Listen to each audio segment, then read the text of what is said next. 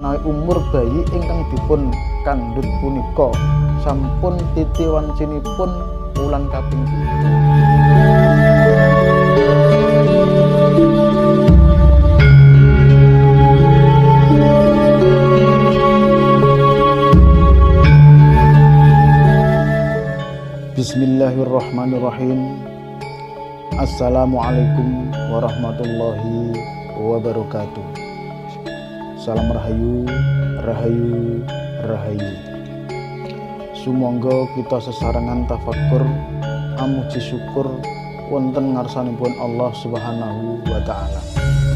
Zat ingkang paring rahmat dumateng kula panjenengan sedaya lan zat ingkang akarya jagat. Mugia panjenengan sami tansah pinaringan rezeki ingkang lancar, gemah ripah loh jinawe, sehat wal afiat, ugi tansah satuhu bagya sesarengan keluarga. Amin ya rabbal alamin. Wonten wekdal ingkang saya punika kula badhe paring pangertosan miturut primbon Jawa kuna nuninggih candraning bayi lahir ing wetone, nanging miturut pasarane mawon. Ing antawasipun pasaran paing, pasaran kliwon, pasaran pon, pasaran legi lan pasaran wagi. Orang yang baik adalah orang yang terlahir dari keturunan dan lingkungan yang biasa, namun seseorang itu bisa mampu membangun adab serta etika yang luar biasa.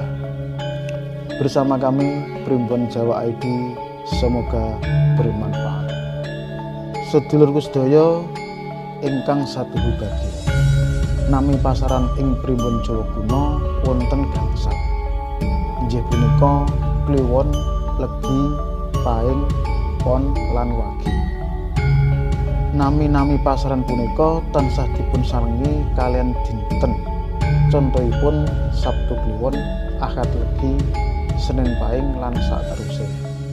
Ananging wonten wekdal ingkang saya punika kula namung paring sesorah candraning bayi lahir ing pasaran kemawon. Kaping sepindah mbok bilih wonten bayi lahir ing pasaran kliwon, kamangka bayi iku biasane anggadhahi sifat, karakter lan watakipun mengku tuwin niteni. Artinya dia selalu ingin memiliki sesuatu yang dikehendaki dan selalu ingat apa yang dipelajari atau apa yang pernah dikerjakan. Kaping angka kalih, menawi bayi menika lahir ing pasaran legi, watak karakter lan sifatipun krama amrih sae, yaitu menyukai lawan jenis dan selalu berbuat kebaikan kepada sesama. Kaping tiganipun, dene menawi wonten bayi lahir ing pasaran paing, candranipun pradah amrih asil, selalu diejawantahkan suka memberi dono weweh atau sodakoh dan mau bekerja keras yang menghasilkan. Salajengipun kaping sekawan nuninggih menawi wonten bayi lahir dumawah ing pasaran pon, watak karakter lan sifatipun diri ing sarira, tegesipun berwibawa namun sedikit angkuh dan agak egois. Kaping gangsal utawi ingkang pungkasan menawi wonten bayi lahir dumawah wonten pasaran wagi, candranipun kenceng ing petung.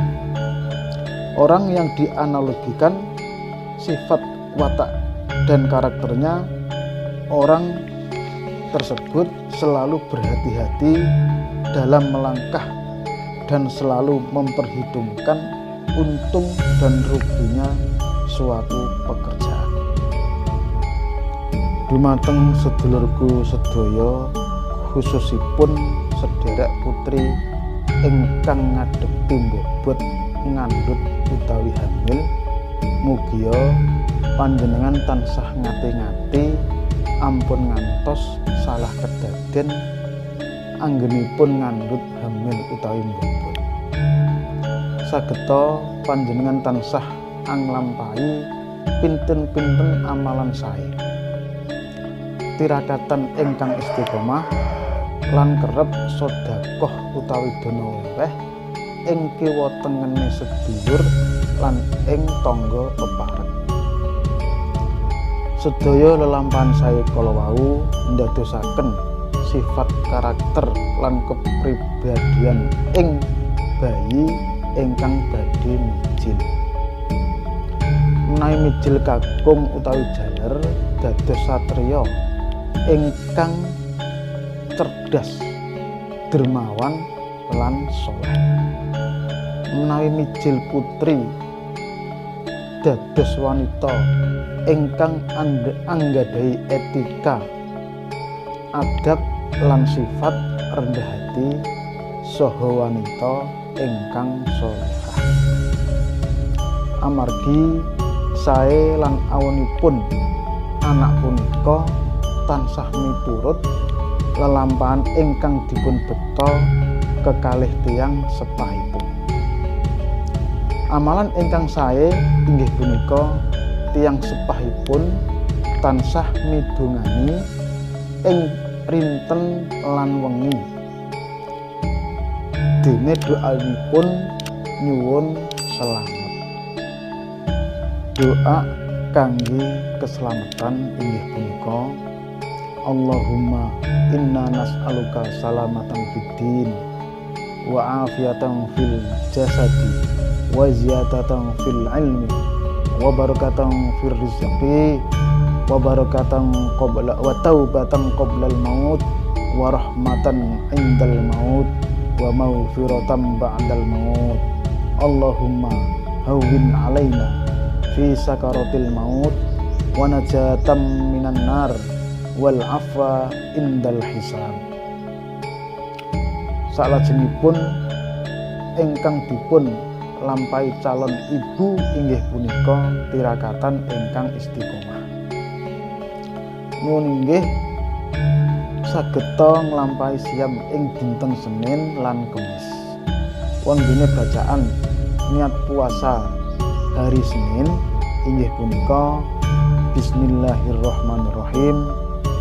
Nawaitu sauma yaumil isnaini sunnatan lillahi ta'ala la ilaha illallah Muhammadur Rasulullah. Saya niat puasa hari Senin sunnah karena Allah Ta'ala la ilaha illallah Muhammadur Rasulullah. Dene bacaan niat puasa hari Kamis inggih punika Bismillahirrahmanirrahim. Nawaitu sauma yaumil khamisi sunnatan lillahi ta'ala la ilaha illallah Muhammadur Rasulullah. Saya niat puasa hari Kamis sunnah karena Allah Ta'ala la ilaha illallah Muhammadur Rasulullah. Sederek sedulurku ingkang satuhu bagya, amalan sae lan tirakatan kanthi istiqomah punika kathah sanget manfaatipun. Kaping sepindhah manfaat kangge jabang bayi ing guwa garbane ibu. Kaping kalih manfaat sanget kangge ibu ingkang bobot ngandhut utawi hamil. Dene menawi umur bayi ingkang dipun kandhut punika sampun titi wancinipun wulan kaping 7 supados dipun slameti ingkang dipun wastani tingkepan, tegese tingkep nun inggih niti-niti jangkep. jangkep akalipun, jangkep sedaya anggota badanipun, lan jangkep sekabihanipun. Amin. Syarat kangge ndamel bucu utawi tumpeng dipun cawisi sego jangan lan jajan pasar, bubur abang, bubur ireng, glepung beras dipun damel jajanan manca warna, punika warna kuning, warna ireng, warna ijo lan sak panunggalane. Mugia panjenengan ingkang nembe ngandhut hamil utawi bobot menawi mijil jaler utawi kakung dadosa kados Arjuna utawi Panji, menawi mijil wadon utawi putri dadosa kados Ratih, Sembrodo utawi Condro Kirana. Bersama kami Primbon Jawa ID, semoga bermanfaat. Jangan lupa untuk subscribe, like, dan komen positifnya. Lan matur nuwun sanget ingkang sampun subscribe. Mugia panjenengan sami tansah pinaringan gemah ripah loh jinawe, jembar rezekine sehat walafiat, lan satuhu bagya sesarengan keluarga. Amin ya rabbal alamin. Salam rahayu, rahayu, rahayu. Wassalamualaikum warahmatullahi wabarakatuh.